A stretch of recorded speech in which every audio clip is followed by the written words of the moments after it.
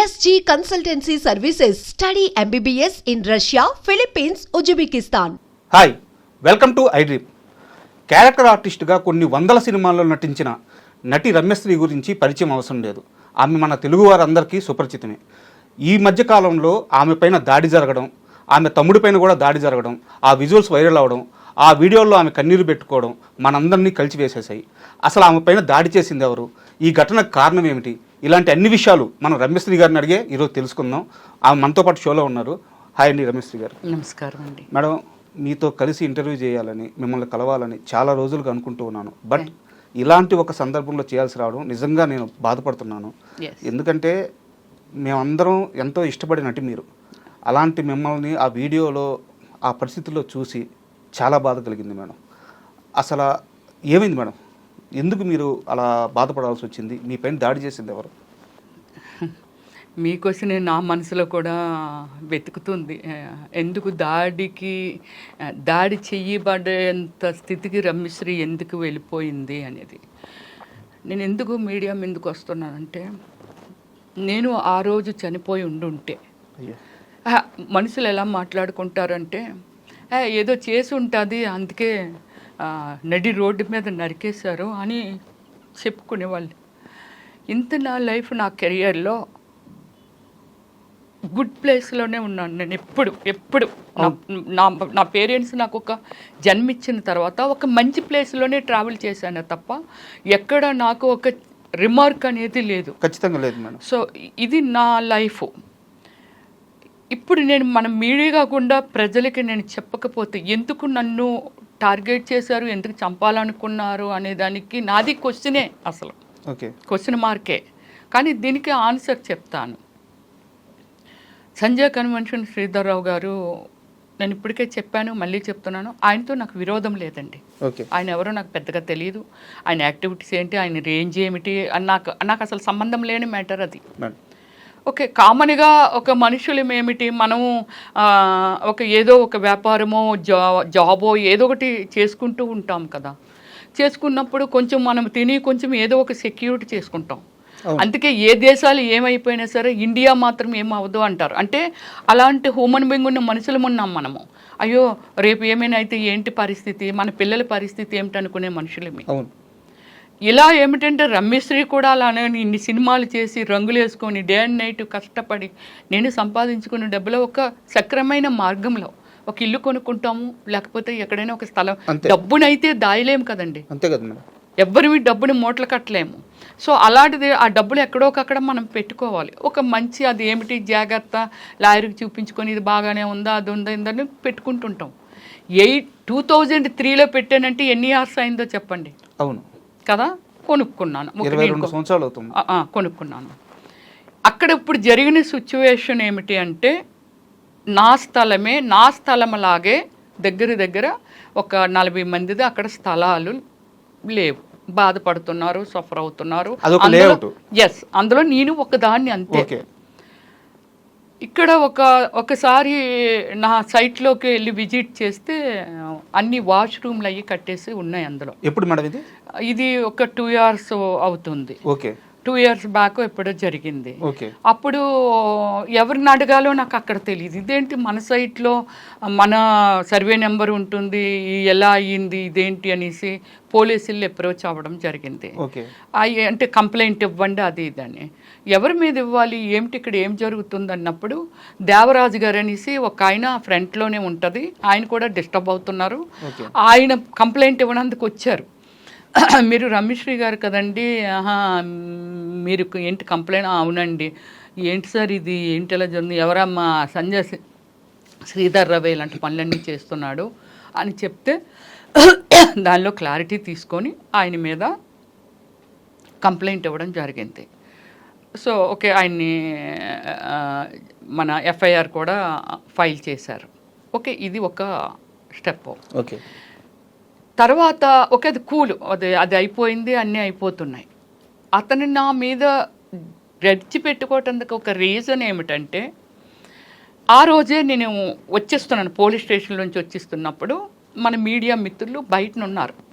ఉండి అంటే already Sanjay convention Sridhar రావు మీద అక్కడ ఒక ఏమిటి ఇది జరుగుతుంది అనమాట, చర్చ జరుగుతుంది. ఈ అన్యాయం అయిపోయిన వాళ్ళు వీళ్ళు ఎవరో కొందరు వచ్చి మీడియాతో అల్చలు లైవ్ బోల్డ్ వచ్చేస్తున్నాయి. వచ్చేసి నాకు ఇంటికి వచ్చాక గానీ అది నాకు అర్థం అవ్వలేదు.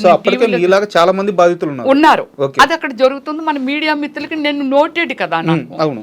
సో వాళ్ళు ఏంటి రమ్య మేడం ఇక్కడికి వచ్చారు, మీరు కూడా దీని బాధితులా ఏమిటి అని అడిగితే అయ్యో అదేం లేదు, అది ఏదో నాకు కొంచెం పర్సనల్ ఇష్యూ ఉండి వచ్చాను అని చాలా క్యాజువల్గా చెప్పి వచ్చేసాను. కానీ అక్కడ ఉన్న వాళ్ళు ఉంటారు కదా, వాళ్ళు నేను అందులో ఉన్నదాన్ని నన్ను గుర్తుపట్టలేరా? వాళ్ళు అన్నారు లేదండి రమ్యశ్రీ గారికి కూడా అందులో ఉంది, అందుకే పోలీస్ స్టేషన్కి వచ్చినట్టున్నారు అని చెప్పారు. అక్కడ జరిగిన విషయం ఏంటంటే అలా చెప్పారని నాకు తెలియదుగా. ఆ నెక్స్ట్ డేనో ఎప్పుడో మన మీడియా మిత్రులు మా ఇంటికి వచ్చేసారు. వచ్చి లేదు మీరు దీని మీద స్పందించాలి, మీలాంటి వాళ్ళు స్పందించకపోతే ఇంత అరాచకమా అది ఇది అని అంటే నేను ఒక స్టేట్మెంట్ ఇచ్చాను. ఏమండి అప్పుడే ఆ పిల్లల్ని ఒక డాక్టర్ని రేప్ చేసి చంపిస్తే ఎన్కౌంటర్ చేశారు, నయ్యేమిని ఎన్కౌంటర్ చేశారు. ఒక చెడు చేస్తున్నారు, ఎన్కౌంటర్ చేశారు. దాని గురించి నేను ఏం మాట్లాడానంటే ఏమండి 4 పిల్లలు 5 పిల్లలు మనం ఎన్కౌంటర్ చేశారు డిపార్ట్మెంట్, ఎందుకని తప్పు చేశారు, ఈ తప్పుని అరికట్టాలి, లేకపోతే ఇది అలాగా డెవలప్ అయిపోతుంది, ఎవరు పడితే వాళ్ళు చేస్తారనేగా. అవును, అది చెయ్యకూడదనే కదా డిపార్ట్మెంట్ ఈ యాక్షన్ తీసుకుంది.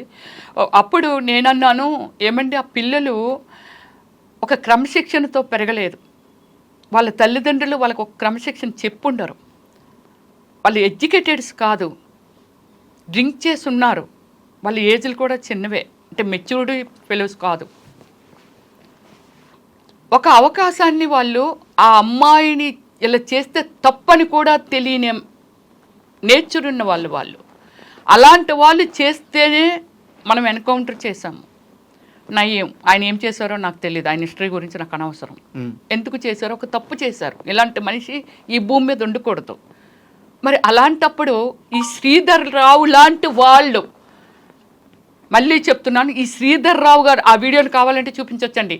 ఈ శ్రీధర్ రావు లాంటి వాళ్ళు మనుషులు బ్రతుకుంటుండగా, అమ్మాయి చనిపోయింది, పేరెంట్స్ పాపం సఫర్ అవ్వచ్చు, కానీ మనుషులు బ్రతుకుంటుండగా ఒక 100 మందినో లేకపోతే ఇంకో సొసైటీ వాళ్ళు ఇంకొకళ్ళో ఇలాంటి కార్యక్రమాలు చేస్తూ మానసికంగా వాళ్ళని చంపేస్తూ నిద్ర లేకుండా వాళ్ళ హ్యాండ్లకి వీళ్ళ లైఫ్ని తీసుకొని ఇంత ఇబ్బంది పడుతున్న వాళ్ళని ఎందుకు ఎన్కౌంటర్ చెయ్యకూడదు అని అడిగాను.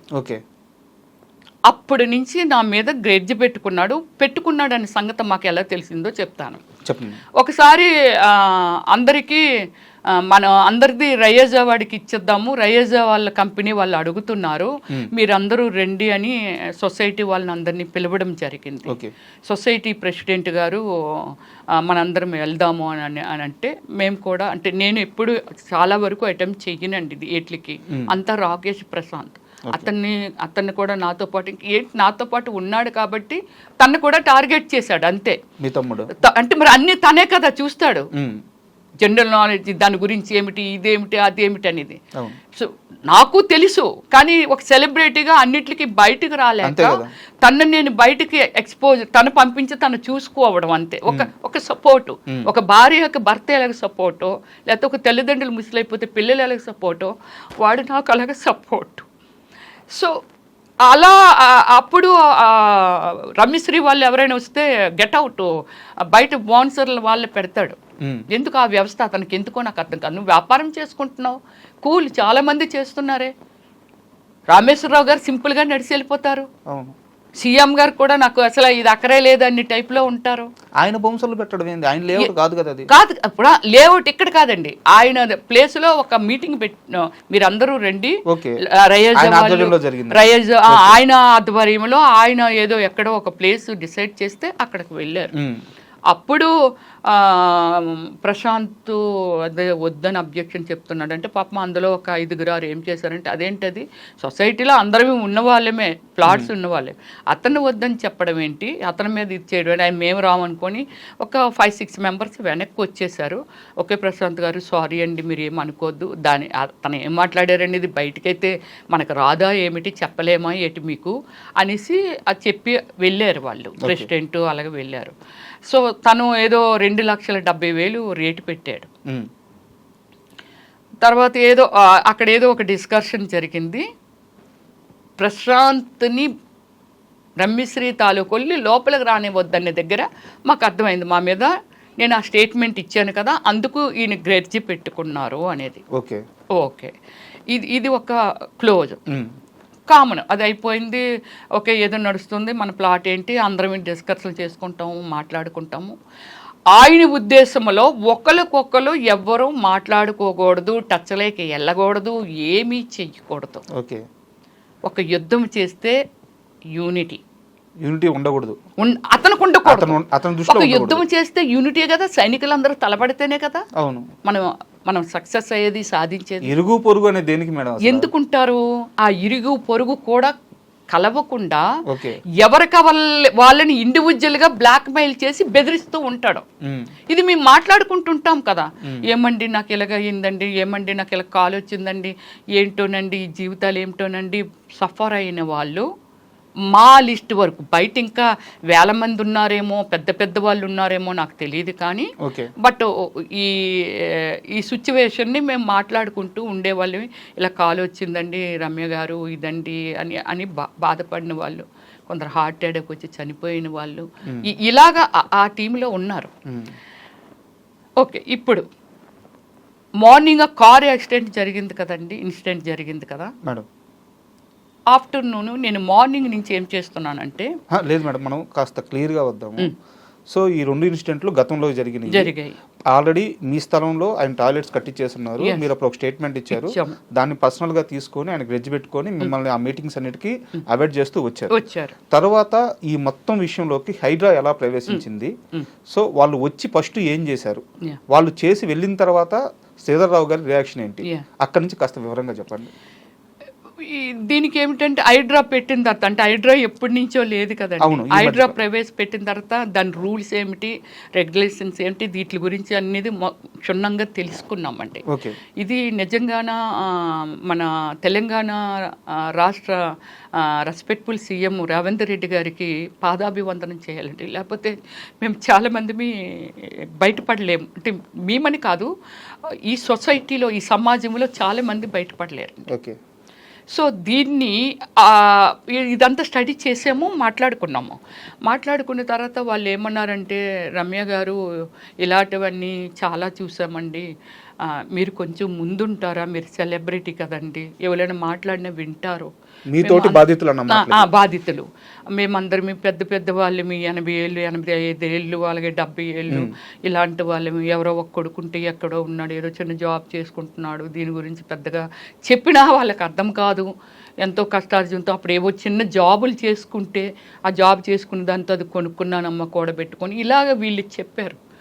నన్ను నా హ్యూమన్ బీయింగ్ నా వ్యక్తిత్వం అనేది ఒకటి లోపల ఉంది కదా అది నన్ను ఏమంటారు దాన్ని ఎంకరేజ్ చేసింది ఒక స్టెప్ ముందుకు పడేలా చేసింది. అయ్యో మనం వీళ్ళకి ఏదో మనం చెయ్యాలి అందులో నేను కూడా ఉన్నాను నేను బాధితురాలనే బట్ నేను ఏదో చెయ్యాలి వాళ్ళ కోసం అనే ఒక ఫీలింగ్ కలిగింది నాలోని కలిగి అయితే సరే మనం హైడ్రాకి వెళ్దాం అంటే మాది అక్కడ ల్యాండ్ ఎవరిది అనేది ఐడెంటిఫై చేయని విధంగా కలిపేశారు.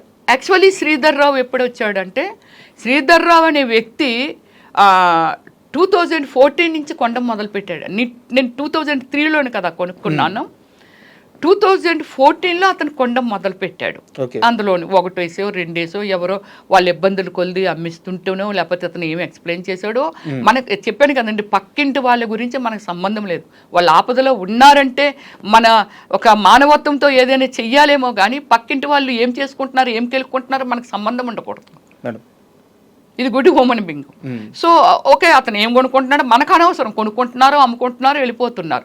నన్ను కూడా చాలా టైమ్స్ అడిగాడు అమ్మేమని అంటే అతను కాదు అతను అనుచరుడు అడగడం జరిగితే నేను అమ్మను, నేను నా ఇన్ ఫ్యూచర్ నా సినిమాలన్నీ అయిపోయిన తర్వాత ఓకే నేను దీన్ని ఇలా చేసుకోవాలి, ఇలా చేసుకుంటే ఎంత 23 సంవత్సరాలు అయ్యింది నేను కొనంటే ఆల్మోస్ట్ నా కెరియర్ పీక్లో ఉన్నప్పుడు కొనుక్కున్నానండి.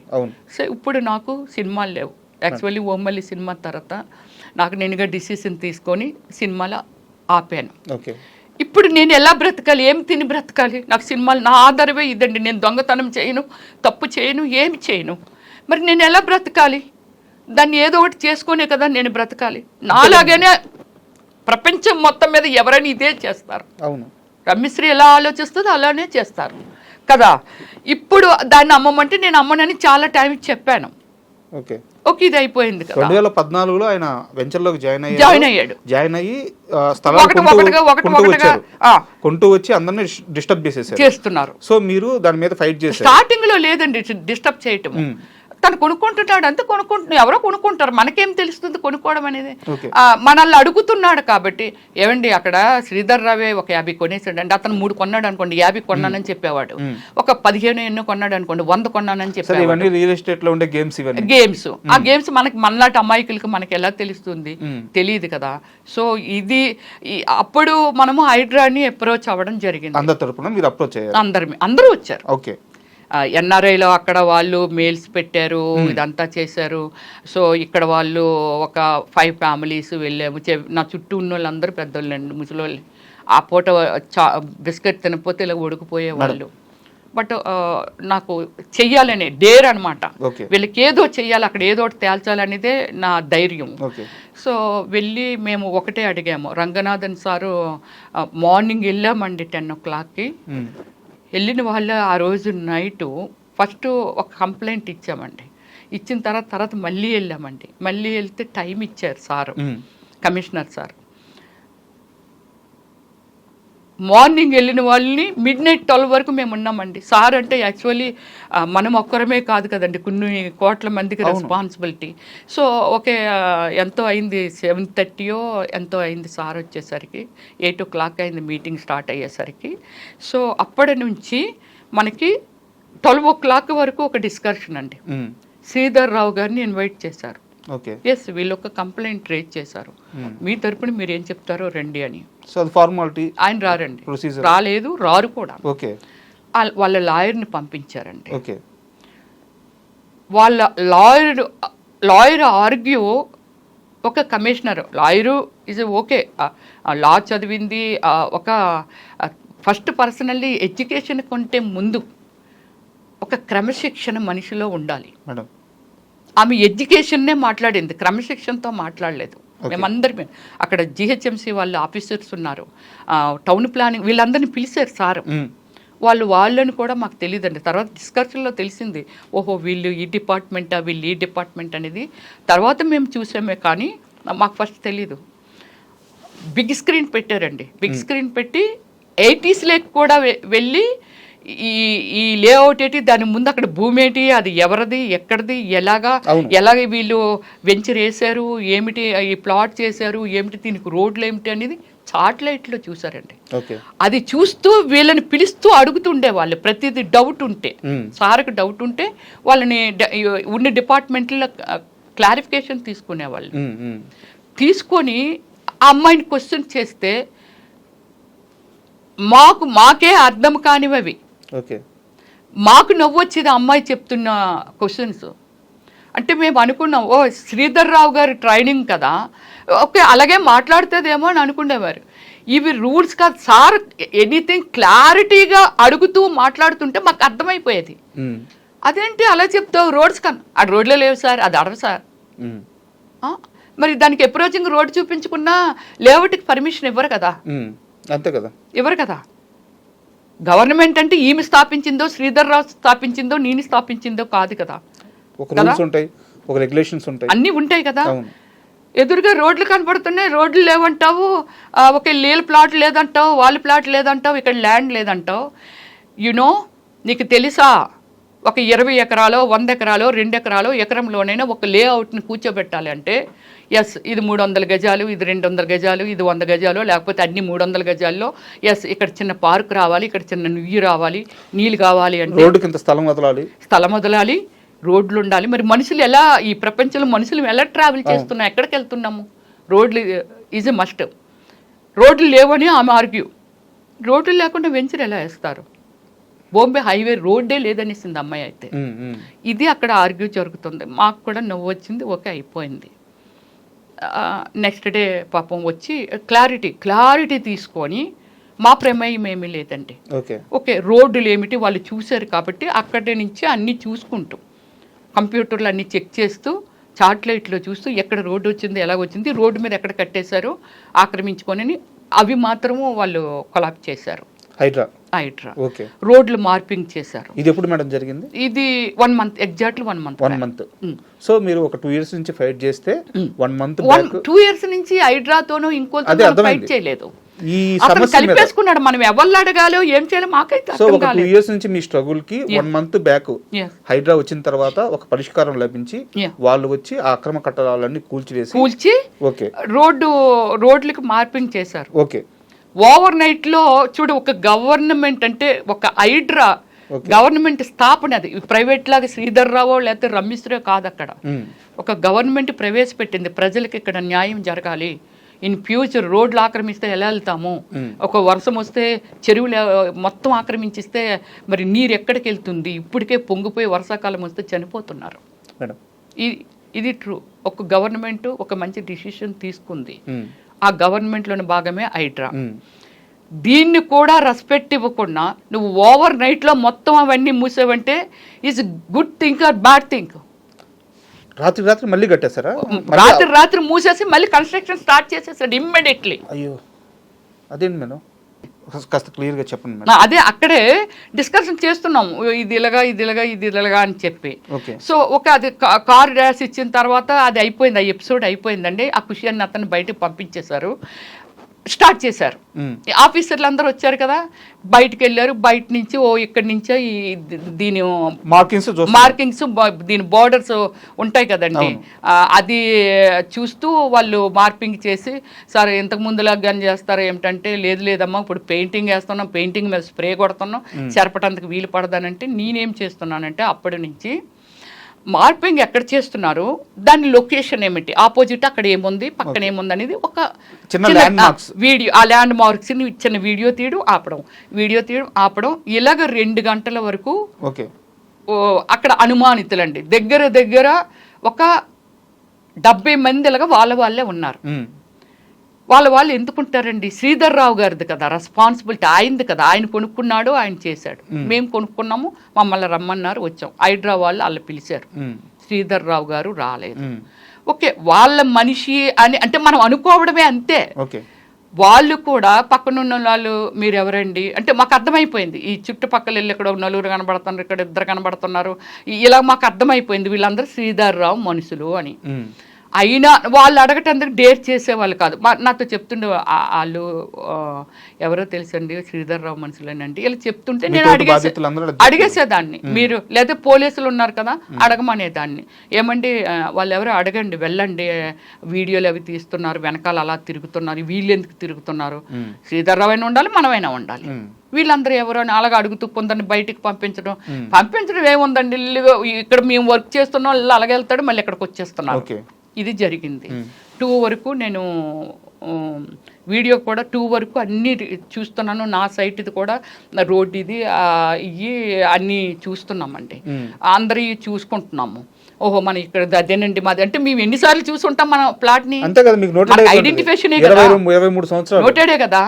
దీన్ని ఏమిటంటే ఎప్పుడైతే రోడ్లు వీళ్ళు ఇంకా అప్పటికి ఇంకా ఏమీ రాలేదండి, ఒకటే పొక్కులైనర్ ఉంది, వస్తాయండి ముందు మార్పింగ్ చేసిస్తే అంటే మేము రిక్వెస్ట్ చేస్తున్నాం ఆ సార్ని, సార్ మీరు మార్పింగ్ చేస్తున్నారు, మళ్ళీ సగం అటు ఇటు చేసి వెళ్ళిపోతే మళ్ళీ అతను రాత్రి మూయించేస్తాడు అంటే, మేమేమో ఎర్రోళ్ళం అమ్మ, మేము కూడా ఎడ్యుకేటెడ్స్, మేము ఒక వ్యవస్థని నడుపుతున్న వాళ్ళమి, ప్రజలకు రెస్పాన్సిబిలిటీ ఉన్న వాళ్ళమి. సో అందువల్ల ఏమిటంటే డోంట్ వరీ, మేము అంతా క్లియర్ చేసే మీకు ఇస్తాము రోడ్లు మాత్రము అనేసి చెప్తున్నారు.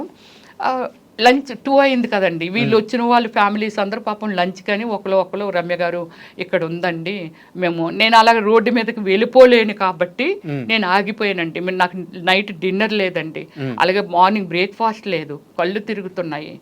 సో ముందు రోజు అంతా షాపింగ్ అంటూ ఢిల్లీ తిరిగాము, అందుకని బాగా స్ట్రైన్ అయిపోయి ఉన్నాను. వెళ్ళిపోయారు వాళ్ళు. వచ్చి తర్వాత నేను సిఐ గారికి ఒక వీడియో చేశాను, ఏమండి ఇదండి ఇక్కడ ఇలాగా హైదరాబాద్ వీళ్ళందరూ కలిసి ఇలా చేస్తున్నారండి, ఇదండి శ్రీధర్ రావు గారి యాక్టివిటీస్ ఇలా ఉంటాయండి. సో ఇదిగోండి నా ప్లాట్, ఇదిగో ఇక్కడ ఉందండి నాది. సో ఎలాగా కొంత ఏదో మాట్లాడి, సో ప్రజలు కూడా అంటే ఈరోజు నాకు జరిగింది రేపు ఇంకొకరికి జరగొచ్చండి, ఇది ప్రజలు కూడా అవేర్నెస్ రావాలండి అని ఒక వీడియో చేస్తున్నప్పుడు మార్నింగ్ నుంచి నేను శ్రీధర్ రావు మనిషిని కాదు అని చెప్తూ, ఈ ఫ్లాట్లో ఒక ఫ్లాట్ ఓనర్ వాళ్ళ అన్న కొడుకునని చెప్తూ తిరుగుతున్నాడండి. ఒక అతను కూడా నా వీడియోలో ఉన్నాడండి. పేరు madam I don't know, okay, పేరు అది మనకు తెలీదు. నా వీడియోస్లో ఉన్నాడు. ఎక్కడికక్కడ లాంగ్ వీడియోలు తీసేదాన్ని, ఎక్కడెక్కడ ఎవరు తిరుగుతున్నారు అని ఆ వీడియోలు తీసేదాన్ని, ఇవన్నీ చేసేదాన్ని. సో అది దానిని ఫోన్ని కొట్టి అంటే సిఐ గారికి ఫోన్ చేసి లంచ్కి వెళ్తాం సార్ అని మా డ్రైవర్కి ఫోన్ చేసి, నువ్వు రోడ్డుకి వచ్చి అమ్మ నువ్వు ఎటు పక్కున్నావో, ఇలాగ బస్ స్టాప్ ఉంది కదా ఫస్ట్ ఎంటర్ పెట్రోల్ బంక్ పక్కని, ఇటు పక్క ఆగమ్మా వచ్చేస్తామని చెప్పి అతను ఫోన్ చేస్తే అతను వచ్చాడు. ఇది బస్ స్టాప్ ఇటు శ్రీధర్ రావు సంజయ్ కన్వెంట్ శ్రీధర్ రావు గారు పెట్రోల్ బంక్ అండి, ఇటు పక్క వచ్చి బస్ స్టాప్ అవతల. మరి బస్ స్టాప్ ఏదైనా బస్సు ఆగితే ప్రాబ్లం అని బస్ స్టాప్ అవతల పెట్టాడు. మేము క్యాజువల్గా నడిచి వచ్చేస్తున్నాం. ఇంత డిస్టెన్స్లో రాకేష్ నడుస్తున్నాడు, మా తమ్ముడు.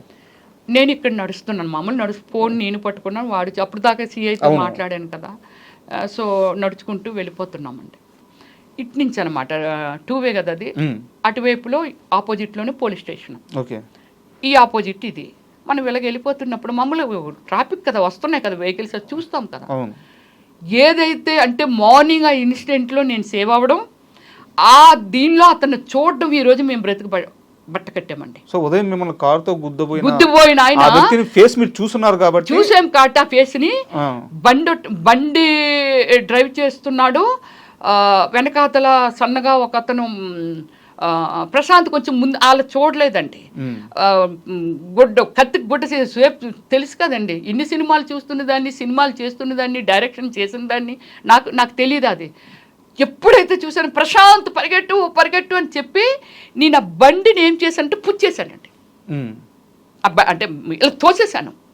తోసేసేటప్పటికీ వాళ్ళు ఈడి బండిని పట్టుకొని ఉన్నాడు, అతను పడిపోయాడండి. ఆ కత్తి పట్టుకొని, ఆ కత్తి కిందన పడ్డం వరకు నేను చూసాను.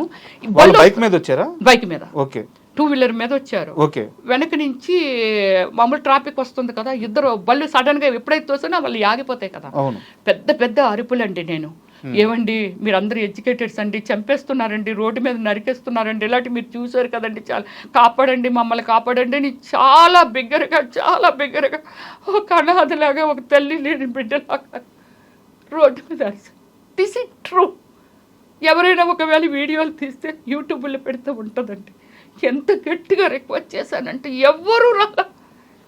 సమాజం ఎలా అయిపోతుంది ఇప్పటికే చూడండి, ఎవ్వరూ రాలేదండి. ఆ ఇద్దరు మాత్రము కొంచెము ఆ బండిని ఆపేసి హెల్మెట్స్ అవి పెట్టుకున్నారు వాళ్ళు. హెల్మెట్ అది పెట్టుకున్నారు. వెంటనే ఈ కత్తి మరి వాళ్ళు తీసారా మళ్ళీ ఈడే తీసి పట్టుకొని పారిపోయాడో తెలియదండి. ఈ వైట్ షర్ట్ వేసినాడు ప్రశాంత్ ముందు పరిగెడుతున్నాడుగా, మళ్ళీ వెనక్కి వచ్చేసాడు. నేను ఇక్కడ ఉండిపోయాను కదా, మళ్ళీ వెనక్కి పరిగెట్టి వచ్చాడు. ఈనాడు చూశాడు కదా, ఇతను వైట్ షర్ట్ వేసుకున్నాడు. ఇద్దరు ఫైట్ చేస్తున్నారు, నేను చేస్తున్నాను. డ్రైవర్ రాలేదండి. డ్రైవర్ నా బ్రదరు ప్రశాంత్ రాకేష్ కుమార్. రాకేష్ కుమార్. సో నేను అరుస్తున్నాను, వాడు అరుస్తున్నాడు. ఈ వైట్ షర్ట్ వేసుకున్నాడు, పీక్ ఇలాగా నొక్కేసి ఇలా పట్టుకొని దీన్ని పుచ్చేసిస్తుంటే వాడు కళ్ళు ఇలాగా తేలేసేస్తున్నాడండి. పైనుంచి అప్పటికి ఒక 6-7 ఈ క్రికెట్ బ్యాట్ పట్టుకొని పరిగెట్టుకుంటూ వస్తున్నారండి. అందులో ఈ 6-7 నేను క్లియర్గా చూడలేదు, కానీ అందులో ఒకడు అక్కడక్కడ చిన్న డిజైన్ ఏంటి లైట్ ఎల్లో ఉంటుంది ఆ షర్టు. నా వీడియోలో పడ్డాడు అతను అక్కడ, నేను లాంగ్ తీసినప్పుడు. వాడి చేతిలో బ్యాట్ ఉంది. వీళ్ళు పరిగెట్టుకుంటూ వచ్చి ఆ బ్యాట్ పెట్టి వీడు పీక నొక్కాడు కదా, దాని మీద ఇలా వెయ్యాలని అనుకున్నప్పుడు నా మధ్యలో వెళ్ళి వీళ్ళిద్దరు బయట వాళ్ళు ఉన్నారు, వాళ్ళు చెయ్యి పెట్టి ఇలా లాగుతున్నారు. నేను ఈ చేతిని ఇరుస్తున్నాను. ఇంక చాలా మంది వచ్చారు కదా, 6-7 వాళ్ళందరూ వచ్చి నన్ను ఇలా నొక్కి నేను కిందకి జారిపోతుంటే మొత్తం ఇదంతా పై పెట్టింది. సో రియల్లీ నేను ఇలాంటిది సినిమాల్లో చూసే అలాంటివి నేను తట్టుకోలేను, భయపడతానండి, ఏడ్చేస్తాను సినిమాల్లో కూడా చూసి. ఇది సినిమా, నువ్వే సినిమాల్లో యాక్ట్ చేస్తావు, నువ్వే డైరెక్షన్ చేస్తావు, నువ్వు ఇలాంటి సీన్లు చూసి ఏడుస్తావు ఏంటి, కళ్ళమ్మ నీళ్ళు వచ్చేస్తాయి, ఆటోమేటిక్గా వచ్చేస్తుంటాయి. మీ మీద వచ్చి ఒక 6-8 మంది దాడి చేశారు. సో మీతో పాటు మీ తమ్ముడితో పాటు చుట్టూ ఉన్న వాళ్ళందరూ కూడా ప్రతిఘటించడంతో వెళ్ళిపోయారు. అందరూ బళ్ళు మీద అదే స్థలాల్లోకి వెళ్ళిపోయారు. బట్ ఇక్కడ నా డౌట్ ఏంటంటే, దగ్గరలో పోలీస్ స్టేషన్ ఉంది, అంతా జరిగింది పోలీస్ స్టేషన్ దగ్గరలోనే. సో మీరు వెంటనే వెళ్ళి కంప్లైంట్ చేశారు? వెంటనే అప్పుడు మేము ఏం చేసామంటే క్లారిటీగా ఎదురుగా పోలీస్ స్టేషన్ అనేది నా నాలెడ్జ్కి పెద్దగా అనిపించదండి. అంటే నాకు తెలియదు అంత ఇక్కడ పోలీస్ స్టేషన్ ఉందా, ఈ ఏరియాలో అది ఉందా అని అలాగా తెలుసుకోండి. నేను సినిమా చేశాను, షూటింగ్ అయిపోయింది, వెరీ హోమ్లీ గర్ల్ అండి నా ఇంటి లోపలే. ఎవరైనా ఇంటర్వ్యూ అడుగుతారంటే ఒక నీతి, ఎందుకు మాట్లాడాలి, ఏం చేయాలంటే నీతి మీద మాట్లాడతాను అంతే. సో అప్పుడు మేము ఏమి చేసామంటే డ్రైవర్ని హెల్ప్ తీసుకొని గట్టిగా అరుస్తూ ఎవరు దగ్గరికి రాకుండా, ఎక్కడున్నారు హైదరాబాద్, ఎక్కడున్నారు పోలీసులు అనుకుంటూ పరిగెట్టుకుంటూ వెళ్తే అక్కడ కొందరు అక్కడ కొన్ని లోపల రెస్టారెంట్లు ఏవో పెట్టాడండి, అవి తిన్నందుకు అక్కడ ఉన్నారో అక్కడ కానిస్టేబుల్ వచ్చాడు. వస్తే ఇది బ్రదర్కి ఇదంతా చిరిగిపోయి ఇదంతా బ్లడ్ ఇదంతా గీసేది అంటే ఆ ఫైట్లో జరిగిందండి, ఫైట్లో జరిగింది. సో అది అప్పుడు నేను అన్నాను అనమాట, ఇలా జరిగింది పదండి మేడము, ఎదురుగుండానే కదా ఇది, ఎక్కడ జరిగింది ఇన్సిడెంట్ అంటే ఎక్కడంటే పదండి కంప్లైంట్. నేనైతే రాను, మీరు ఒక్కలైతే మీ దగ్గర డ్రెస్ మాత్రమే ఉంది, ఆ డ్రెస్ కాదండి మీ దగ్గర గన్ను కానీ ఏమీ లేదు, మనం ఇలా వెళ్తూ ఉంటే పొడి చేసే వాళ్ళు ఎవరో 4-5 వచ్చి పొడి చేస్తే చంపేస్తారు, నేను రాను అని దాడి జరుగుతుంది కాబట్టి మీరు భయపడిపోయాను నేను. సో భయపడిపోతే లేదు మేడము, నేను లేదు అక్కడ ఫోన్ చేయండి, ఎవరినైనా పంపించమనండి, ఎవరైనా గడ్డ పట్టుకొని పంపించమనండి, అమ్మో నేనైతే రాను అనేసి భయపడిపోయాను. లేదు మేడము ఈ డ్రెస్ ఉంది కదండి, డ్రెస్ ఏం చేస్తుంది, డ్రెస్ మిమ్మల్ని కూడా పొడిచిస్తే ఏం చేస్తారండి, అయిపోయిన తర్వాత ఎవరు ఏం చేయలేము కదా, ప్లీజ్ అండి ఎవరినైనా పంపించమనండి అంటే ఎస్ఐకో ఎవరికో ఫోన్ చేస్తే నేను పంపుతున్నాను అది ఇదంటే లాస్ట్కి పంపలేదు. ఈయనతోనే లేదు మేడం మీకు నేను సెక్యూరిటీ నాతో మాట్లాడారు పంపిస్తాను, మీకు ఎందుకు 2 వెహికల్ పంపిస్తాను, ఇప్పుడు నా వెహికల్లో 2 అన్నారు, వెహికల్ లేదు ఏం లేదు. ఈ కానిస్టేబుల్ గుండానే ఆయన దగ్గరగా ఆయన ముందుని అలా భయపడుతూ నడుచుకుంటూ పోలీస్ స్టేషన్కి వెళ్ళాం. అక్కడ ఉన్నారండి ఎస్ఐ, ఏం జరిగింది సార్, ఇలాగ జరిగింది సార్, ఇది సార్ విషయం. పాపం కానిస్టేబుల్ అంతా క్లియర్గా చెప్తున్నాడు, సార్ మేడం మార్నింగ్ నుంచి వీడియోస్ అవి చేస్తున్నారు, అనుమానాస్పదంగా ఉన్నోళ్ళని చూడమ్మా అక్కడ ఏదో తిరుగుతున్నారు, ఒకసారి వెళ్ళి అడుగు, ఇదంతా చెప్తున్నారు సార్. ఇలాగ అంటే మేమందరం ఇక్కడ ఉన్నాము, లంచ్ కానీ బయటకు వెళ్తుంటే ఈ ఇన్సిడెంట్ బయట జరిగిందట సార్, మేము ఎవరమే లేము అక్కడ అని చెప్పారండి. డోంట్ కేర్, వెళ్ళి కంప్లైంట్ రాయండి, ఓకే ప్రామిస్ అండి. ఒక ఎస్ఐ మీద నేను ఇలా చెప్పాను కదండి, జాబ్ చేసే వాళ్ళన్నా కష్టపడే వాళ్ళన్నా నేను చాలా రెస్పెక్ట్ ఇస్తాను, కానీ అక్కడ అతను కేర్లెస్. ఇంతకుముందు నేను వినేదాన్ని కదా, అక్కడ ఉన్న పోలీసులు, అక్కడ ఉన్న పోలీస్ స్టేషను అమ్ముడిపోయిందండి శ్రీధర్రావుకి. శ్రీధర్రావు ఏది చెప్పితే అదే జరుగుతుందండి, అక్కడ మనకేమి న్యాయం జరగదండి, మనం కంప్లైంట్లు ఇచ్చుకొని అవి ఇచ్చుకొని. ఓకే, నేను ఆ వాతావరణాన్ని అక్కడ చూశాను. సో ఈ ప్రాబ్లము ఇదంతా లెటర్ రాయమంటున్నారు, మాకు చేతులు మీరు రాయండి అంటాడు రైటర్. నువ్వు ఉన్నావు కదా, రాయటందుకే నువ్వు ఉన్నావు కదా, మీరు రాయడం ఏంది, రాయటందుకే రైటర్ నువ్వు ఉన్నావు. ఓకే, మాకు ఈ టెన్షన్లో ఉన్నాం కాబట్టి రాయలేము, రాసిపెట్టు. సరే చెప్పండి, ఇదే ఆయన ఎక్స్ప్రెషన్. సో దీన్ని మనము ఒక ఏది చేసో లెటర్ రాసాము. అప్పుడు మాలా చౌదరి గారని ఈయన బాధితురాలు, శ్రీధర్రావు గారు బాధితురాలు. ఆమెనేమో పాపం వాళ్ళ హస్బెండ్ ఏదో మర్డర్ చేశారు ఏదో. ఆయన ఏంటండి మేజర్ అండి, రిటైర్డ్ మిలిటరీ మేజర్ అండి. మిలిటరీలో ప్రజాసేవ చేసే మనిషి.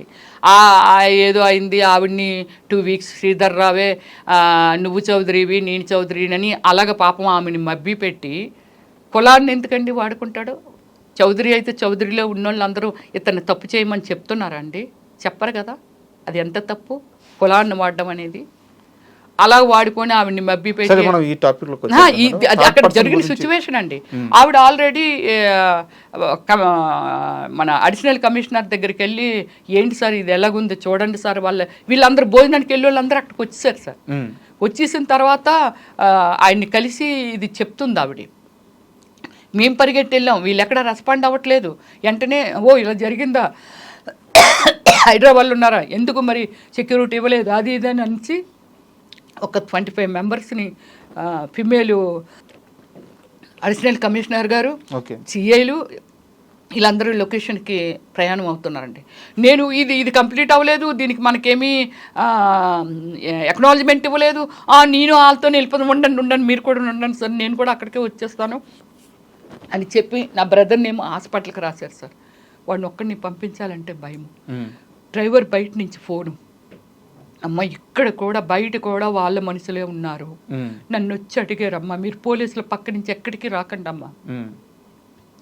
ఎలా ఉంటుంది నా సిచ్యువేషన్? పోలీస్ స్టేషన్ బయట కూడా ఉన్నారు, కామన్ డ్రెస్సులు అన్ని వచ్చి అడిగారమ్మా ఎవరు నువ్వు ఏమిటి, మీ డ్రైవర్ని ఇక్కడ ఎన్నాళ్ళుగా పనిచేస్తున్నావు అడిగారు. ఆ డీటెయిల్స్ అన్ని కూడా అడిగారు. అడిగితే లేదు సార్ నేను ఒక 5 days అయింది సార్ ఇక్కడికి వచ్చి, నాకేమీ తెలియదు సార్, అది మన వెహికల్ ఫోటోలు తీసుకోవడం ఇదంతా. సో ఇది నేనేమంటున్నా, వెహికల్ ఫోటోలు ఇక్కడ తీసుకోలేదు, దాని ముందే తీసేసుకున్నా. లోపల మా సిచ్యువేషన్ ఎలా ఉంటుంది, వాడిని ఎలా నేను హాస్పిటల్కి పంపించాలి, వీళ్ళందరూ ఇక్కడికి వెళ్ళిపోయారు, నేను కూడా మీతో వచ్చేస్తాను, ఇది అన్ఫినిషింగ్ అయిపోతుంది కంప్లైంట్ ఇవ్వకపోతే, ఎక్నాలజ్మెంట్ తీసుకోవాలి, వెంటనే ఎఫ్ఐఆర్ ఫైల్ చేయాల్సింది ఎంక్వైరీ చేసి ఫైల్ చేస్తామని చెప్పారు. సో ఓకే, ఇది అయిపోయింది కదండి. ఇప్పుడు నేను ఒకటి చెప్తున్నానండి శ్రీధర్ రావు గారిని, ఒక డౌట్, ఫైనల్గా కేసు ఫైల్ చేశారా? చేశారు. ఓకే, ఇచ్చారు. ఓకే, ఇప్పుడు ఆ కేసు రన్నింగ్లో ఉంది. ఓకే, ఎంక్వైరీ చేస్తారు. ఎస్, ఎస్టర్డే పోలీస్ స్టేషన్కి వెళ్ళాము. ఓకే, వెళ్ళి అంతా ఎవరున్నారు ఇక్కడ, ఏముంటారు ఎదురుంటారు, వెళ్ళప్పుడు నా ఫోన్ని ఏమండి మేమేమి దొంగలం కాదు కదా, వాడెవడో దొంగతనం వేశారు, మీరు రికవరీ చేశారు, నాకు ఇచ్చేయండి, నాకు కమ్యూనికేషన్ గ్యాప్ వచ్చేస్తుంది. ఇలాంటి సిచ్యువేషన్ నా ఫ్యామిలీతోనో ఇంకోతోనో నా ఫ్రెండ్స్తోనో ఏదైనా చూడాలి, ఎందుకంటే ఈవినింగ్ మళ్ళీ మీడియా కూడా వచ్చేసారు అక్కడికి. సో ఇదంతా చూసి వాళ్ళు బెదిరిపోతారండి, నాకు ఒక కమ్యూనికేషన్ కావాలి కదా, నా ఫోన్ ఇచ్చేయండి అంటే, అలా ఇవ్వమండి కోర్టులో సబ్మిట్ చేస్తామంటే మా లాయర్ గారు అది అన్నారు. కోర్టులో సబ్మిట్ చేయడం ఏంటి, నీది పోయిందని కంప్లైంట్లో అయితే రాసావు కదా, అది రికవరీ చేసినప్పుడు నీ చేతికి ఇచ్చేయాలి కదా. వాళ్ళు దారిలోనే పోయింది, అది లాగేసుకొని అతనే బయట నన్ను ఏదైతే మర్డర్ అటెంప్ట్ చేయబడ్డా అతనే లాక్కొని వెళ్ళిపోయాడు. సో ఆ వెంకటేష్ అంటే అతని పేరు, తర్వాత మనం ఎంక్వైరీ చేస్తే వెంకటేష్ అని తెలిసింది. సో ఇచ్చేయాలి కదా. నేను అన్నాను ఆ వీడియోలన్నీ తీసుకున్నాను, కేర్ఫుల్గా ఉన్నాయా లేదా నేను చూడాలి, వాళ్ళు ఏమైనా చేసేసారేమో అది ఇదని అంటే, సరే ఎందండి అయితే ఓపెన్ చేయండి అని చెప్పి ఇచ్చాడు. ఓకే ఇవి ఉన్నాయా, ఓకే, ఏమో అన్నీ మనకు గుర్తుంటాయండి, ఎన్ని వీడియోలు తీసాము, వాళ్ళు ఏమైనా ఓవర్ నైట్లో చూసి, అంటే నాది సీక్రెట్ కోడ్ పెట్టాను దానికి, తీసారే లేదనేది మనకు తెలీదు. సో నా డేటా ఉంటుంది కదా అందులో, నా జీవితం ఉంటుంది కదా దానిలో, అంతే కదా. ఇప్పుడు అదే కదండి ఫోన్ ట్రాపింగ్ గురించి దాని గురించి ఇంత పెద్ద పెద్ద ఇష్యూలు జరుగుతున్నాయనంటే, నా జీవితాన్ని అంటే ఇదంతా అతను చేసిన శ్రీధర్ రావు చేసిన స్కెచ్. ఆవిడ ఫోన్ లాక్కోండి, ఆవిడ ఇంకో విధంగా కూడా బ్లాక్మెయిల్ చేయొచ్చు, ఎందుకు ఇంత గ్రెడ్జ్ ఎందుకు నా మీద, నేనెవరిని సాదా సీదా మనిషిని, మామూలుగా ఆయన ముందు చీమ బుర్రకాయని కూడా కాదు, అంటే ఏ విధంగా అతను డెవలప్ అయ్యాడో నాకు తెలియదు, కానీ నేను చీమ బుర్రకాయని కూడా కాదు. సో ఇలా అయిపోయింది కదండి. కోర్టుకు వెళ్ళాలి, మేము కోర్టుకు వెళ్ళి టైం అయిపోయింది అప్పటికి, యాక్చువల్లీ 10కి రమ్మన్నారు, ఇక్కడే 12 అయిపోయింది. షార్ట్ కట్లో కొట్టి కోర్టుకు వెళ్దామని కోర్టుకు వెళ్ళి లాయర్ తిట్లు, వెంటనే కమిషనర్ గారికి కాల్ చేశాను. సార్ కమిషనర్ అడిషనల్ కమిషనర్ నా దగ్గర అదే నెంబర్ ఉంది, కాల్ చేశాను. సార్ ఇప్పుడు నాది ఫోన్ పోయింది సార్, నాది కోడ్ అడిగాడు అతను, మీరు అదే మీ సీక్రెట్ కోడ్ పెడతారు కదండి, అది చెప్పండి అని అన్నాడు. నేను అక్కడే గొడవ ఆడాడు. అదేంటంటే మాది ఎందుకండి, కావాలంటే డైరెక్ట్ కోర్టులో సబ్మిట్ చేయండి, కోడ్ ఎందుకు అడుగుతున్నారంటే అతను ఏదో ఒక రివర్స్లో ఏదో దీనిగా మాట్లాడతాడికి మా బ్రదర్ ఏం చేశాడంటే భయపడిపోయి సరే అండి చెప్తానండి అని చెప్పి కోడ్ ఇచ్చేసాడు. ఓకే, పేపర్ మీద రాసుకున్నాడు. అయిపోయింది కదా. వెళ్ళిన తర్వాత లాయర్ గారు చెప్పిన తర్వాత నేను అడిషనల్ కమిషనర్ గారికి కాల్ చేశాను. చేసి సార్ ఒక నాది ఫోను పోయింది, మీరు రికవర్ చేశారు సార్, దాని నెంబర్ అంటే నన్ను ఇంట్రడ్యూస్ చేసుకున్నాను, బీసీ స్టేట్ ప్రెసిడెంట్ని, ఫిల్మ్ స్టార్ని, ఇదంతా చెప్పాను. సో దీనికి సరే అలా నెంబర్ తీసుకోవచ్చా సార్ అని అన్నా. అడగకూడదమ్మా, అడగకూడదు కదా. కానీ మీ ఎస్ఐ అడిగాడు సార్, సాయినాథ్ అడిగాడు సార్, రాసుకున్నాడు సార్. ఇప్పుడు వాళ్ళ చేతిలో నా ఫోను. ముద్దాయి ఎక్కడున్నాడు, మేము వెళ్ళేసరికి అక్కడ తిరుగుతున్నాడు. అదేంటి బయట తిరుగుతున్నాడు, లోపల ఉన్నాడు అని అన్నారు అని అంటే మార్నింగ్ వెళ్ళప్పుడు తిరుగుతున్నాడు అని అంటే లేదండి అతను బాగా కొట్టేశామండి, హెల్త్ బాగోలేదండి, హాస్పిటల్ తీసుకెళ్దామని అక్కడ తిప్పుతున్నామండి అన్నారు. మీపైన దాడి చేసిన వ్యక్తిని బయట తిరుగుతున్నాడు అటు పోలీస్ స్టేషన్లో. ఒక అయిపోయింది కదా.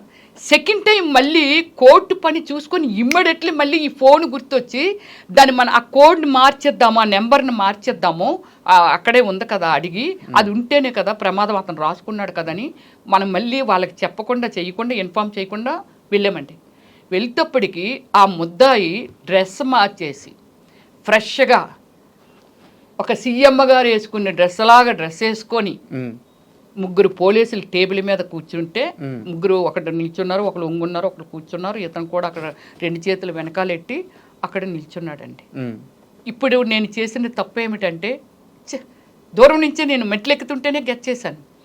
ప్రశాంత్ గెట్ చేశాడు, ఏదో ఫోన్ నడుపుతున్నారు. ఓకే అంటే ఇతన్ని లూజ్ వదిలేరు అనేది మాకు అక్కడ అర్థమైంది. లోపలికి వెళ్ళాము.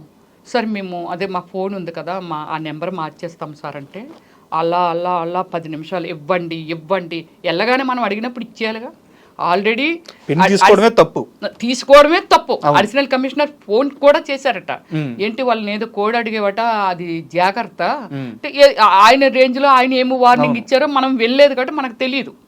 కానీ అలాగా అడిగారంట. అడిగితే అప్పుడు లేదు కమిషనర్ గారు కూడా సరే ఫోన్ ఇవ్వండి మేము కోడ్ మార్చి ఇచ్చేస్తామండి అంటే అది ఇప్పుడు ఓపెన్ చేయకూడదండి, అదండి ఇదండి.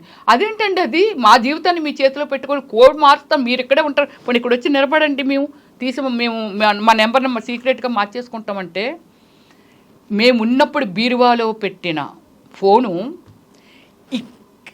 ఇక్కడ కింద నేను వస్తున్నప్పుడు ముగ్గురు పోలీసులు ఇతను నడుపుతున్నారని చెప్పారు, చూస్తున్నారని చెప్పాను. అక్కడ నుంచి ఫోన్ పట్టుకొచ్చాడండి ఎస్ఐ. అంటే నా ఫోన్ ఓపెన్ చేసినట్టుగా దాని అర్థం. ఇదండి నేను ఏమి మెసేజ్ ఇవ్వాలని అనుకుంటున్నానంటే, నేను కొన్ని సిద్ధాంతాలు ఉన్న వ్యక్తిని, మనిషి అనే ఒక మనుషుల్ని ప్రేమించే వ్యక్తిని, మనిషిని మనిషిగా ఒకటే జన్మ ఉంటుంది, ఒక్కసారి మరణం ఉంటుంది, మనిషిని మనిషిగా చూడాలనుకునే వ్యక్తిత్వం అండి. నేను సినిమాల్లో చేయొచ్చు, నాకు అది రాసిపెట్టి ఉంది కాబట్టి భగవంతుడే ఫస్టే డిసైడ్ చేస్తాడని చెప్తారు కదండి. రాసిపెట్టి ఉంది, తప్పు కానీ ఇది కాదు, ఉంది కాబట్టి సో నేను సినిమాల్లోకి వచ్చి ఉంటాను. మహానుభావులు ఒక హిస్టరీని ఒక ఏమిటి ఎన్టీఆర్ గారు ఒక దేవుడా రాముడా భీముడా ఇలా అన్నీ ఒక హిస్టరీని చూపించగలిగారని అంటే, ఒక చిరంజీవి గారిని అంటే వాళ్ళు ఇలాంటి వాళ్ళందరూ పెద్ద పెద్ద సక్సెస్లో ఒక జనానికి ఒక మెసేజ్ అండి సినిమా అంటే. ఒక కుటుంబం అండి, ఒక దేవుళ్ళండి, ఒక యుద్ధం అండి, ఒక చీటింగ్లండి, ఇదే కదా సినిమా అంటే. దాన్ని ప్రజలకి అవేర్నెస్ కల్పిస్తున్నారండి సినిమాలు తీసి. మేడం నేను సామాన్యురాలని, సో నేనేం చేయలేను ఇలా అంటున్నారు. బట్ మీరు కొన్ని వందల సినిమాల్లో యాక్ట్ చేసిన నటి, 400 మూవీస్ నియర్లీ, కొన్ని కోట్ల మందికి తెలిసిన నటి, కొన్ని లక్షల మంది మిమ్మల్ని అభిమానించే వాళ్ళు ఉన్నారు, సో మిమ్మల్ని ఇష్టపడే వాళ్ళు ఉన్నారు. మీలాంటి ఓ వ్యక్తి పైన ఇలా పబ్లిక్గా దాడి జరగడం, మీరు ఒక న్యాయం కోసం అధికారుల దగ్గరికి వెళ్తే అక్కడ రెస్పాన్స్ సరిగ్గా రాకపోవడం, అధికారుల దగ్గరికి ఎవరి దగ్గరికి, పోలీస్ అధికారులు కానీ సో మీలాంటి వ్యక్తి పైన ఇంత దాడి జరుగుతున్నప్పుడు ఇండస్ట్రీ నుంచి మీకు ఎందుకు సపోర్ట్ రాలేదు ఇప్పటిదాకా ఎవరు? ఇండస్ట్రీ నుంచి సపోర్ట్ రాకపోవడం అనేది ఏం లేదండి. యాక్చువల్లీ ఏమిటంటే నా ఫోన్ కొట్టేశారు కాబట్టి వాళ్ళు అంటే ఫోన్ కూడా ఒక భాగమే, ఫోన్ కూడా లాగేసుకోవాలి, ఇందులో మొత్తం అంతా ఉంది కాబట్టి ప్రూఫ్స్ ఉన్నాయి కాబట్టి. సో ఇది వాళ్ళు చాలా మూర్ఖులుగా బిహేవ్ చేశారండి. హైడ్రా గవర్నమెంట్ కదా, అంతే కదా, ఒక డిపార్ట్మెంటే కదా. హైడ్రా దగ్గర ఆ ప్రూఫ్లు అన్ని మెజర్స్ తెలియకుండానే వాళ్ళు కొట్టేస్తున్నారా? కాకపోతే నా వీడియో ఒకటి చేశాను కదండి, ఇది వైరల్ అయిపోతుందని అబ్బాయి మార్నింగ్ నుంచి వేరొకరు అని చెప్పి తిరుగుతున్నాడు అని చెప్పాను కదండి. వాడు ఇన్ఫర్మేషన్ ఇచ్చాడు, ఆవిడ దగ్గర ఫోన్ లాగేయండి అనేసి. సో అలాగ ఫోన్ ఎత్తుకెళ్ళిపోయారే తప్ప సో వాళ్ళ దగ్గర ఉండదా ఏంటి ఇన్ఫర్మేషన్? హైడ్రా వాళ్ళ దగ్గర ఉండదా ఏంటి ఇన్ఫర్మేషన్? ఉంటుంది కదా. బట్ కాకపోతే ఏమిటంటే వాళ్ళు ఇంత మూర్ఖంగా ఆలోచించడం కూడా తప్పే, వాళ్ళకి తెలియదు అంతే. సో కానీ నాకు ఆ డిపార్ట్మెంట్ గురించి ఓన్లీ గచ్చిపోలేండి, అందరూ చెడ్డ ఆఫీసర్లే ఉండేది. అంటే నా క్వశ్చన్ అధికారుల గురించి కాదు, వాళ్ళ గురించి కాదు, నేను అడిగేది ఏంటంటే సినిమా నాకు ఫోన్ కమ్యూనికేషన్ వచ్చేసిందండి. అంటే మీ ఫోను ఆల్రెడీ పోలీస్ స్టేషన్ లో ఉందని చెప్పి మీరు చెప్పారు, అక్కడ లేట్ అయిందని చెప్పి చెప్పారు. బట్ నా క్వశ్చన్ ఏంటంటే రమ్యశ్రీ అనే నటి మీద దాడి జరిగింది, ఒక సినీ నటి మీద ఇలా ఎందుకు దాడి చేస్తారని చెప్పేసి ఏ యాక్టర్స్ కానీ ఏ ఒక్కరు కూడా బయటకు వచ్చి ఒక సోషల్ మీడియాలో కానీ వాళ్ళ వాయిస్ ని వినిపించలేదు. ఇప్పుడు వస్తారండి వాళ్ళు. చెప్పండి అంటే రమ్యశ్రీ గారు ఏమైంది ఏమిటని అడిగే చాయిస్ కూడా లేకుండా అయిపోయింది అంతే. ఒక మా అసోసియేషన్ నుంచి కానీ, అంటే మా అసోసియేషన్ అంటే సినిమా యాక్టర్లది ఒక అసోసియేషన్, డైరెక్టర్స్ అసోసియేషన్, నేను డైరెక్టర్ని కాబట్టి డైరెక్టర్స్ అసోసియేషన్, టీవీ ఆర్టిస్ట్ కాబట్టి టీవీ అసోసియేషన్ మెంబర్ని, వీళ్ళందరూ కదిలి రావటానికి రమ్య ఏమి జరిగిందని అడిగే అవకాశం లేకుండా పోయింది. ఇప్పుడు వస్తారండి వాళ్ళంతా.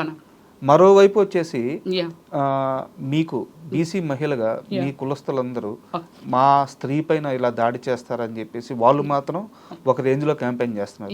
ఒక వెలమ మహిళ మీద మా స్త్రీ పైన ఇలా దాడి చేస్తారని చెప్పి వాళ్ళు మాత్రం బాగా సపోర్ట్. నాకు కులాలు లేకపోతే అవి ఏమీ లేవండి. నేను ఒక మనిషిని, ఒక దేవుడి బిడ్డని. దీనికి మీకు చెప్తున్నాను, మన ప్రైమ్ మినిస్టర్ గారు రాముడిని అంత గ్రాండ్గా అంత ఖర్చు పెట్టి అయోధ్యలో స్థాపించారు. రాముడు లేడు ఇప్పుడు మన మధ్య. ఆయన చేసిన ఒక మంచి దేవుడిని ఎవరు రెస్పెక్ట్ చేయకుండా ఉంటారండి? దేవుడు. సో అలాగే నేను ఒక దేవుడి బిడ్డనే తప్ప నాకు ఆ కులాలు ఈ కులాలు అది ఇది అనేది నాకు సంబంధం లేని విషయాలు.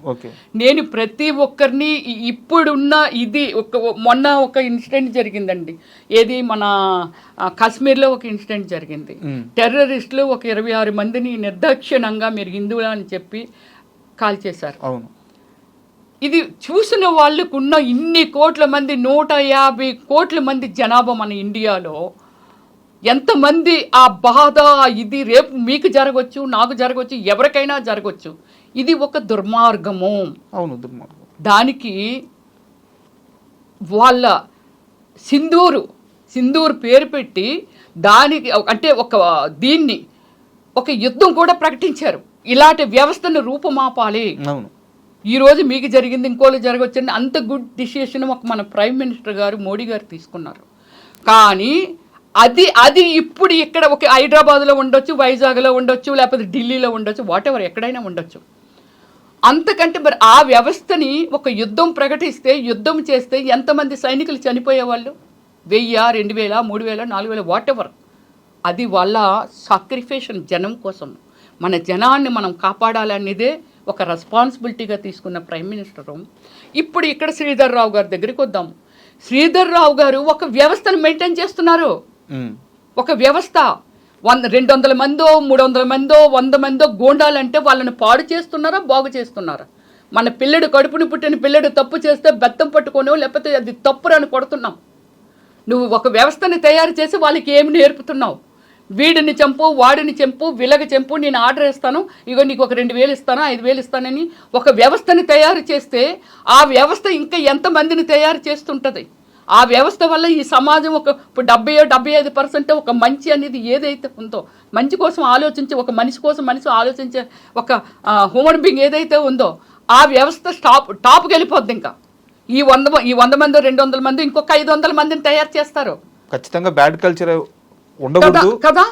దీనికి రెస్పాన్సిబిలిటీ నేనేమంటానంటే ఈ వ్యవస్థను రూపుమాపటందుకు ఇప్పుడు అందులో ఎంతోమంది కష్టపడి సంపాదించుకునే ఎంప్లాయీస్ ఉన్నారు, అది చిన్న చిన్న వ్యాపారం చేసుకున్న వాళ్ళు ఉండొచ్చు, ఎవరైనా ఉండొచ్చు. అందుకే నేను ఏం అడుగుతున్నానంటే, నేను మీ ఇంటి ఆడబిడ్డని అనుకోండి, మీ పిల్లలే ఏదో సాఫ్ట్వేర్ ఉద్యోగాలు చేసుకుంటే, ఎక్కడో ఏదో చిన్న మొక్క ఏదో కొనుక్కుందామని అనుకుంటే అది ఎవరైనా ఆక్రమించుకుంటే ఎలా ఉంటుంది? ఇలాంటి దాన్ని అరికట్టడానికి ప్రజల నుంచే ఒక విప్లవం రావాలి, ఒక ఎంప్లాయీస్ నుంచి ఒక విప్లవం రావాలి, అలాగే ఒక యూత్ నుంచి విప్లవం రావాలి, అలాగే ఒక లేడీసా లేకపోతే ఇంకోటి అనేది మన పిల్లలు రేపు రమ్యలాగా అవ్వకూడదు అని అనుకుంటే ఇలాంటి వ్యవస్థను మాత్రమే రూపుమాపమంటున్నానే తప్ప శ్రీధర్ రావు గారి మీద నాకు ఎటువంటి కోపము లేదు. అతను చేస్తున్న యాక్టివిటీస్ ఏవైతే ఉన్నాయో చాలా దారుణము. అలాగే ప్రభుత్వ అధికారులు ఎవరైతే ఉన్నారో అతనికి తొత్తులుగా మారి వాళ్ళకి ఎంకరేజ్ చెయ్యకున్నా ఏమి తింటారండి మీరు? ఎంకరేజ్ చేయకుండా ఇంత పెద్ద పెద్ద స్కాములు, ఇంత పెద్ద పెద్ద అన్యాయం జరగదు. అందువల్ల ఏమిటంటే దయచేసి ప్రతి డిపార్ట్మెంటు, ఇదంతా రెవెన్యూ డిపార్ట్మెంట్ కానీ ఏదైనా సరే న్యాయం ఇంత కొంచెమైనా న్యాయం కోసం పనిచేయండి. మీరు భోంచేస్తున్నారు, మీ పిల్లలు జాగ్రత్తగా ఉండాలనుకుంటారు, ఎవరి కోసం మీరు ఈ అన్యాయం చేసి డబ్బును సంపాదిస్తున్నారో ఆ పిల్లలు కూడా ఎలా తయారవుతారో ఆలోచించండి. మా డాడీ ఉద్యోగం ఏంటి, మాకు ఇంత డబ్బు ఎలాగొచ్చింది అనేది వాళ్ళు కూడా అదే బాటలో నడుస్తారు. కాబట్టి దయచేసి ఈ రమ్యశ్రీ పిలుపునిస్తుందండి, ప్రతి అన్న, ప్రతి అక్క, ప్రతి అమ్మ, ప్రతి దయచేసి నాకు జరిగినట్టుగా దీన్ని ఒక్కరికి బుద్ధి చెప్పితే కొందరు భయపడుతుంటారండి. అప్పుడు ఎన్కౌంటర్ చేస్తే చూడండి, రేపులు చేయడాలు ఇవన్నీ తగ్గిపోయాయండి. అతను ఎప్పుడైతే అతన్ని నయ్యమునో లేకపోతే ఇంకోళ్ళో కొందరు స్వామీజీలు తయారయ్యారండి, వాళ్ళకి ఏమి తెలుసండి, అతను కూడా మనిషే. ఎంతోమంది కొందరు మాత్రమే మహానుభావులు ఉంటారు, కొందరు మాత్రమే. రజనీకాంత్ గారు కూడా చెప్తారండి, ఆయన ఒక వేదాంతి, ఒక దేవుడి లెక్కన ఆయన అంత మంచి ఆలోచిస్తారు. రోడ్డు అంటే సింపుల్గా వెళ్ళిపోతూ పేదవాళ్ళు ఉంటే దుప్పట్లు కప్పుతారు. ఆయన దేవుడి కింద ఎందుకు పూజిస్తున్నారంటే ఆయన చేసే విధానం. నన్ను కూడా కొన్ని లక్షల మంది నన్ను అభిమానిస్తారండి. నా యాక్టివిటీస్ అన్నీ ఎంత, నాకు 4 మిలియన్స్ ఫాలోవర్స్ ఉన్నారండి. 40 లక్షల మంది నా ఫేస్బుక్లో ఫాలోవర్స్ ఉన్నారు. ట్విట్టర్లోను నేను చేసినవి మీలాంటి వాళ్ళు ఉండరండి, రేరుగా ఉంటారండి, నాకు ట్వీట్ చేస్తూ ఉంటారు. ఇలాంటి మనిషినండి నేను. అందుకే నేను ప్రాధాన్యపడుతున్నాను. ప్రతి ఆ రాష్ట్రం ఈ రాష్ట్రం అని కాదు, మీరు కదిలిరండి, కదిలొచ్చి ఇలాంటి ఒక వ్యవస్థని, అంటే శ్రీధర్ రావుని ఈ వ్యవస్థ అనే దాన్ని మనం కంట్రోల్ చేయగలిగితే చాలన్నీ కంట్రోల్ అయిపోతుంటాయండి. భయపడతారండి మనుషులంటే ఇలాంటివి చేయటానికి. ఇది నా పిలుపండి. హైడ్రా దీని గుండా నేను మనందరికీ పిలుపునిస్తున్నానండి. అలాగే నేను సీఎం గారిని కూడా, మన తెలంగాణ స్టేట్ సీఎం గారిని కూడా, మీరందరూ, నేను ఒక్కదాన్ని అయితే ఎంత పోరాటం చేసినా దీనికి ఒక ఇది ఉండదండి. అప్పటిలోనే గాంధీ తాత గారు ఒక వ్యవస్థ, జనము, మనం ఎలా అంటే మన దగ్గర ఏమీ లేకున్నా, ఎక్విప్మెంట్స్ లేకున్నా, బాంబులు లేకున్నా, ఏమీ లేకున్నా అలాంటి వాళ్ళనే తరిమి కొట్టారు అని అంటే, అప్పుడు మన దేశం మీద, మన దేశాన్ని దోసుకు తింటున్నారని దండెత్తిన మన దేశంలో ఉన్న ఇలాంటి మహానుభావులు ఏమీ లేక ఇప్పుడు అందరూ ఎడ్యుకేటెడ్స్ ఉన్నారు, ఎంతో తెలుసు, మనందరికీ తెలుసును. జనరేషన్ మారింది, ప్రతి ఒక్కళ్ళు ఆ ఎడ్యుకేషన్ వల్ల ఒక మంచి ఏంటి చెడు ఏంటి తెలుసు. కాబట్టి మీరు అందరూ కదిలొచ్చి దయచేసి ఈ ఆడపిల్లకి సపోర్ట్గా నిలుస్తారని ప్రాధాన్యపడుతున్నాను. అలాగే మా సినిమా వాళ్ళని కూడా చాలామంది అండి, టీవీ ఆర్టిస్టులా, లేకపోతే డైరెక్టర్గా ఉన్నాను, డైరెక్టర్సా, లేకపోతే అలాగే మన ఫిలిం యాక్టర్స్ పెద్ద పెద్ద వాళ్ళు ఉన్నారు, చిరంజీవి గారు, బాలయ్య గారు, వీళ్ళందరూ. బాలయ్య గారితో కూడా నేను ఒక 3 సినిమాలు చేశాను. మంచి నేచరు, దైవభక్తులు. సో మీలాంటి వాళ్ళు పేర్లు వాడుకుంటూ, అతను మీ పేరు వాడుతున్నారా లేదనేది తెలియదు, కానీ ఇప్పుడే బాలకృష్ణ గారికి ఒక 5 సూట్ కేసులు డబ్బు పంపాను.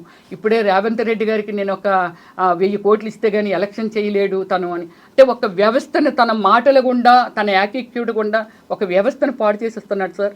నా రిక్వెస్ట్ లాస్ట్గా ఫైనల్ ఏమిటంటే, ఐ డ్రీమ్ గుండా నేను రెస్పెక్టబుల్ తెలంగాణ రాష్ట్ర సీఎం గారు రేవంత్ రెడ్డి గారికి చేతులు జోడించి ప్రాధాన్యపడుతున్నాను సార్. ప్రతి క్షణము భయపడుతూ తిరుగుతున్నాం సార్. ఏదైతే నా కార్లు ఉన్నాయో వాటికి నెంబర్ ప్లేట్లు తీసేస్తాను సార్. మీరు ఏదైనా ఎవరికి నేను అప్లై చేసుకోవాలో ఏమిటో అనేది చెప్తే నేను అప్లై చేసుకుంటాను సార్. ఇవన్నీ స్కార్పులు అవి కట్టుకొని తిరుగుతున్నాం సార్. అతనికి ఒక సెకండ్ సార్ మా అడ్రస్ కనుక్కోవడము. నేను పబ్లిక్గానే నేను చెప్పాను, ఐ డ్రీమ్ సాక్షిగా చెప్తున్నాను, నా కుటుంబంలో రాకేష్గా అదే ప్రశాంత్ రాకేష్గా నాకా లేకపోతే నా కుటుంబంలో ఎవరికైనా ఏదైనా జరిగితే, ఏదైనా నా మీద ఇంతవరకు ఒక క్రైమా లేకపోతే ఒక కంప్లైంటా లేకపోతే ఇంకోటి నేను ఇంకొకరి మీద కంప్లైంట్ ఇవ్వడం ఇలాంటి ఏమీ లేవు సార్. నా మీద ఒక వైట్ పేపర్ లాంటి మనిషిని నేను. నాకు ఏవైనా ఇలాంటివి ఎదురైతే అది కేవలం శ్రీధర్ రావు గారి మీద వల్లే ఎదురవ్వాలి. నాకు నన్ను ఎవరైనా పొడిచి చంపినా, కారుతో గుద్దినా, ఏమి చేసినా, రాకేష్ని కానీ ఇదంతా అది శ్రీధర్ రావు గారి వాళ్ళ మీదే. కాబట్టి దయచేసి ప్రభుత్వం దిగొచ్చి మాకు నాలాగా ఇలాగా ఇందులో ఉన్నారు కాబట్టి, పాపం అనాథులు లాంటి వాళ్ళు పెద్దవాళ్ళు ఉన్నారు కాబట్టి, మీ ప్రజల్లో మీ 5-6 కోట్ల జనాభాలో మేము కూడా ఒక మనుషులమే సార్. మమ్మల్ని దయచేసి సెక్యూరిటీ చేయండి sir, please sir. Thank you. Rameshwari గారు, మీరు ఎమోషనల్ అవ్వద్దు. సో మీ వర్షన్ మీరు చెప్పారు. సో జరగాల్సిన న్యాయం ఖచ్చితంగా జరుగుతుంది, అధికారులు స్పందిస్తారు. అండ్ ఈ మొత్తం విషయంలో మీరు ఎంతైతే స్ట్రగుల్ అవుతున్నారో, ఈ బాధ నుంచి, ఈ పెయిన్ నుంచి మీరు త్వరగా బయటికి రావాలని, మీకు జరగాల్సిన మారిపోమని చెప్తున్నారు. ఏమండి అక్కడి నుంచి మారిపోండి, ఒక్కొక్కరు ఒక్క సలహాలు. ఆ ఇల్లు మారిపోండి, వాడికి తెలిసిపోయి ఉంటుంది కదా, ఎక్కడికైనా వెళ్ళిపోండి. ఎందుకు భయపడి పారిపోవాలంటాను? ఎందుకు పారిపోవాలి? ఒక మనిషికి నా లైఫ్ నాది, నేనేమి హామ్ చేసే ప్లేస్లో లేను, ఎవరికి హామ్ చేయట్లేదు. నేను ఎందుకు అతనికి భయపడి పారిపోవాలి? ఇల్లు మారిపోండి మేడం, ప్లీజ్ మేడం, లేదా అక్కడి నుంచి ఒక 1 month 2 months ఎక్కడికైనా వెళ్ళిపోండి మేడం. ఎందుకు వెళ్ళిపోవాలి? నేను దేనికి వెళ్ళిపోవాలి? అందుకే నేను ఈ మన సమాజాన్ని అడుగుతున్నాను, సమాజాన్ని హెల్ప్ అడుగుతున్నాను. మన అందరం తిరగబడితే అలాంటి వాళ్ళు ఎంతసేపు మీ బిడ్డని, మీ ఆడబిడ్డని, మీ బిడ్డలు కూడా ఉన్నారు, మీరు కూడా ఇలాంటివి పే చేయొచ్చు. కథలు రండి మీరు అంతా, నిజంగా చెప్తున్నానండి నేనైతే. అండ్ మీరు ఈ బాధ నుంచి త్వరగా బయటపడాలని, మీకు ఖచ్చితంగా 100% న్యాయం జరగాలని మనస్ఫూర్తిగా కోరుకుంటున్నాను. And all the best madam. Thank you.